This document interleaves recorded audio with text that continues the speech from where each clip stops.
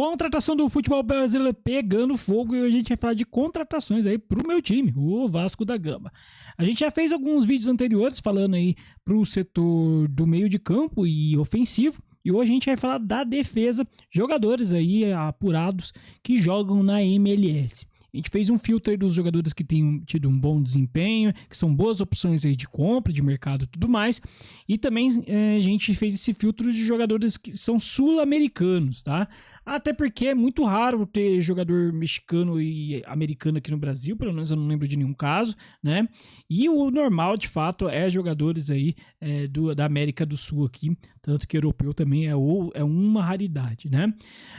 Mas antes de a gente falar um pouco a respeito desses jogadores e indicações, já peço aí para você se inscrever no canal, curtir o vídeo, acompanhar todos os outros vídeos aí que a gente tem feito e também convido você aí para o outro projeto que eu tenho feito relacionado a compras na internet, tá? Eu tenho um canal aí onde eu divulgo os melhores produtos, análise técnica, análise inclusive do consumidor, né? Nota do consumidor e tudo mais, e também indico as melhores oportunidades de compra, né? E você pode estar acessando lá nos links que estão na descrição para conferir aí um pouco do nosso trabalho e ao mesmo tempo aí não perder nenhuma boa oportunidade aí de preço, cupom e tudo mais, tá bom? Bom, então vamos começar aqui falando aí do primeiro jogador, que é o Marcelo Herrera, jogador aí de 27 anos de idade, 1,80 m, é um argentino aí que joga tanto quanto o lateral direito quanto na ponta, na meia direita, né? Joga no Columbus Crew, o valor de mercado dele é de 1,6 milhões de euros e o contrato dele vai até junho de 2026, ou seja, tá prestes a acabar, tá com 6 meses aí para acabar. A nota do SofaScore dele do ano passado foi de 7,11 e foi a melhor nota do SofaScore da carreira dele, tá? Ele fez 6 gols e 4 assistências, um número muito bom aí para um lateral ou ponta, né? Com o foco não é tanto a parte ofensiva, né?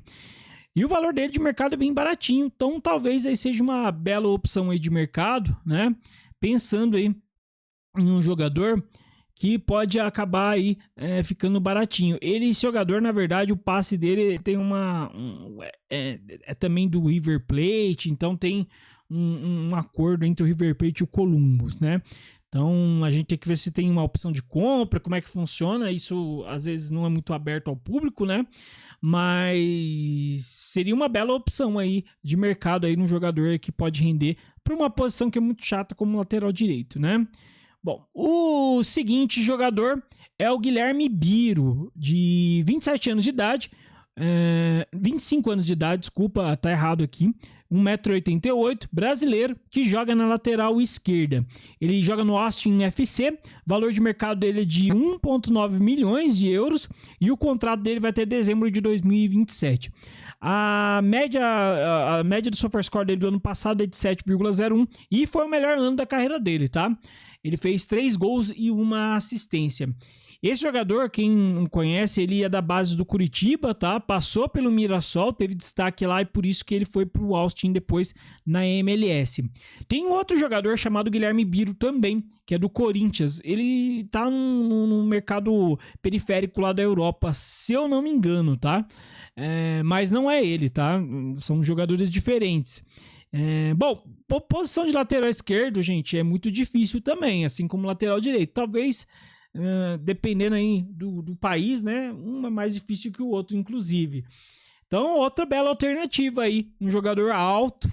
É raro ter laterais altos, geralmente um lateral alto ele tem mais aptidões, inclusive defensivas, e funciona muito bem por conta da altura ofensivamente também. Então é uma bela opção, tá? Eu gosto dessa opção de verdade. Outra opção e indicação é Raul Gustavo, de 26 anos de idade, 1,88 m, brasileiro, né? Joga na zaga, joga com o pé esquerdo, geralmente aí joga na zaga do lado esquerdo, inclusive, né? E joga no New York City, tem valor de mercado de 1,5 milhões de euros. O contrato dele vai até dezembro de 2027. A média de SofaScore dele do ano passado não foi boa, foi de 6,95, ele não foi muito bem. E o melhor ano da carreira dele foi em 2022, quando ele saiu do Corinthians. É um jogador que é da base do Corinthians, começou lá, né? Foi emprestado uma época aí pro Bahia, né? E antes de sair, né?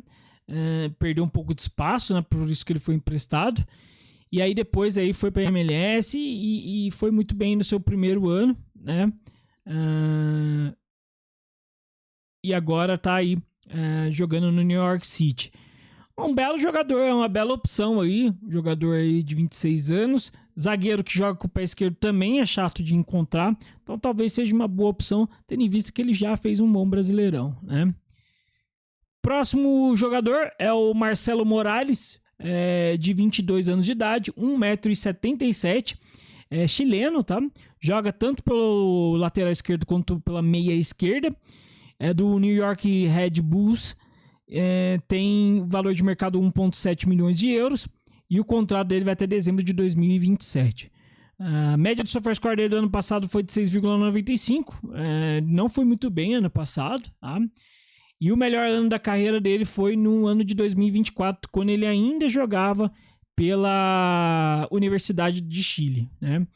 Então, um jogador aí que saiu, acabou tendo destaque aqui na América do Sul, mas ainda não se adaptou na MLS e acontece, tá, gente? Tem muito jogador aí que vai para lá, não se adapta e vem aqui no Brasil e joga muito bem. Isso é às vezes questão aí também de a cidade que ele foi. Estados Unidos é muito variado, então tem lugares realmente que tem uma dificuldade muito grande aí. Nova York, por exemplo, não é uma cidade muito fácil, assim, sendo bem sincero. Bom, é uma bela opção aí pensando no jogador que é jovem, né? Teve uma passagem aí pela seleção de base também. E lateral esquerdo, como a gente disse, é difícil. E tem 1,77 m, ou seja, também ele tira aquele estigmatismo lá que jogador chileno é baixinho, né? Então ele acaba tendo uma média aí boa, um pouquinho acima da média aí de altura, né? Próximo jogador é o Éder Ocampo, de 22 anos de idade, jogador novo também, 1,71 m, é um colombiano, joga aí pela lateral direita, pelo Vancouver Whitecaps. Ele tem valor de mercado de 3,2 milhões de euros, o contrato dele vai até dezembro de 2027. A média do SofaScore dele do ano passado foi de 7,01, mas não foi o melhor ano da carreira dele. O melhor ano da carreira dele foi em 2024, quando ele ainda jogava pelo Atlético Nacional da Colômbia e começou a sua temporada no Vancouver Whitecaps. Fez 3 gols e uma assistência. Engraçado que ano passado, por mais que não foi tão boa assim, ele fez 3 gols e uma assistência também. Então, na verdade, os 2 anos dele foram muito parecidos. Bom, posição lateral direita, colombiano, 22 anos de idade. Pô, é uma bela opção, sim, de mercado, né? E a gente tá falando de um valor também não muito baixo. E Atlético Nacional é um clube que costuma, de fato, a revelar muitos bons jogadores, tá? Então, é uma bela opção de mercado, sim, tá?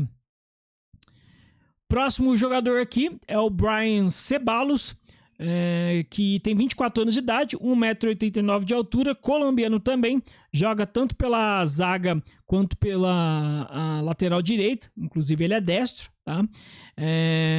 Tá jogando agora no New York England Revolution, valor de mercado dele de 1,7 milhões de euros e o contrato dele vai até dezembro de 2027.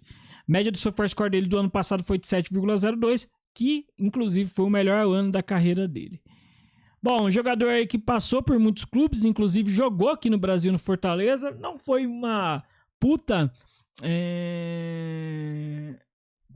desempenho, não foi um grandíssimo desempenho a ponto de se destacar assim. Rodou aí por muitos clubes, mas acabou se encontrando jogando bem. E é um jogador que talvez valha a pena, principalmente pensando no valor de mercado muito baixo, tá? Então, um jogador bem baratinho, pela versatilidade, jogando na lateral também, talvez valha a pena. Próximo jogador aqui é o Matias Laborda, também do Vancouver Whitecaps, tem 26 anos de idade, 1,82 m, é uruguaio, joga tanto pela lateral direita quanto pela zaga, assim como o anterior, né? E tem valor de mercado de 3,7 milhões de euros. O contrato dele, essa é interessante, vai até dezembro de 2026, ou seja, acaba no final do ano. A média do SofaScore dele melhor da carreira foi no ano passado, de 7,01, né? Onde ele fez 6 gols e deu uma assistência, ou seja, um lateral aí bastante apoiador. É uma bela opção, viu? Pensando que é um jogador que vai estar extremamente barato, porque vai estar, principalmente pensando aí, vai caso o Vasco queira PH não fique, vamos supor, e o Pumita vire o titular, é uma bela opção de reserva aí, um jogador um pouco experiente, alto, tem 1,82 m de altura, consegue fazer gol, já jogou de zagueiro também, então um jogador bem legal aí, que inclusive foi revelado pelo Nacional do Uruguai, um dos maiores clubes do Uruguai, que também revela muito bons jogadores. Então, da lista aqui também foi um dos jogadores que me chamou mais atenção, pensando em possibilidades aí no futuro para o Vasco. Bom, pessoal, eu sei que defesa é um assunto bem complexo, né? A gente teve muitos problemas nos últimos anos aí relacionados a esse setor, né? Fizemos 3 contratações meio que recentemente, né? 2 aí no meio do ano passado e uma agora, inclusive aí na data da gravação, né, é isso por enquanto, né, e o Lucas Freitas, né, que é um jogador muito questionado aí pela torcida, ele não tem nenhum ano de casa também, ele foi contratado, tem um ano agora, né, ele foi contratado no início do ano passado. Então a gente não tem muito zagueiro que tem muito tempo de casa também, de rodagem e tudo mais dentro do clube, né. Então, talvez, por essa razão, eu seguraria a contratação de um zagueiro para o meio do ano. Falando de lateral esquerdo, é bom essas opções aqui para o plano B. Na data da gravação de hoje, inclusive, o Cuiabano ainda não foi contratado e o Piton também continua, né? Mas caso contrate o Cuiabano e vende o Piton, ou não contrate o Piton, eu acho que ainda vai ser necessário contratar um lateral esquerdo. Se manter os dois, beleza. E aí, no futuro, a gente vê se o Piton não estiver rendendo ainda, tiver com os dois e o Piton ainda não estiver muito bem, aí talvez no meio do ano vale a pena vender o Piton, mas certamente a gente vai precisar repor, porque continuar com o Vitor Luiz na lateral esquerda é horrível, tá? Bom, e a lateral direita a gente já cheguei a comentar, né, sobre as possibilidades que a gente também tem no futuro, né? É isso, pessoal, espero que tenham gostado. Não deixe aí de se inscrever no canal, não deixe também de conferir meu outro trabalho aí com um link na descrição. E uma boa noite, uma boa manhã, uma boa tarde e tchau!